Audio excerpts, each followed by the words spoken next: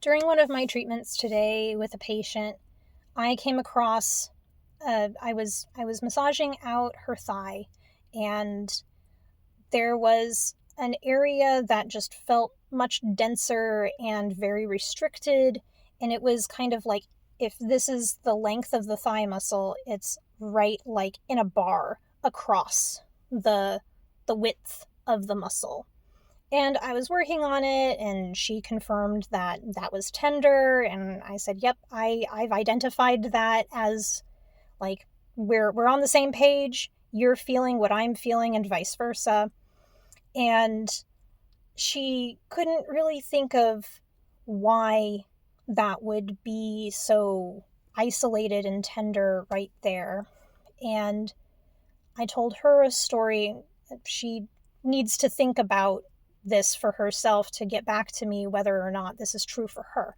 But something that I was reminded of is that in several other patients of mine, I have had isolated, usually it's kind of like this size knot, but also I've had some of those kind of like lines of tension that are just exceptional in the belly of a muscle and are really tight and take a lot of extra attention to work out and get loose. And something that I have found consistently in other patients is that wherever that has come up is someplace that they habitually, repeatedly bruise themselves.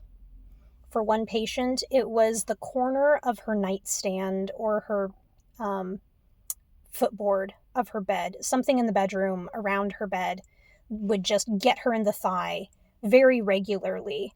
And that was the thing that came to my mind, was like, do you regularly bump it? Oh, no, my patient did actually. She said that something that came to her mind today is that one of her, or like some of her pot pan storage is kind of kept at that level. And there is one pot pan in particular that has a handle that if you don't rotate it to tuck it into the cabinetry, it'll stick out. And she thinks that might be at that level.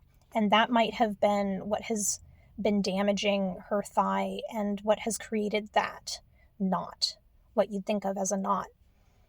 And how this forms, and what I really want to bring up with this video, is that repeated low-grade trauma to the tissue can create a restriction that affects other tissues and can affect our function.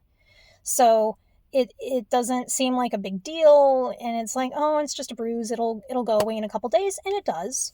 But with every injury, there's a little bit of scar tissue that's added. We have a little bit of extra like construction of tissue to protect that area or to shore it up and basically create extra scaffolding to the tissue.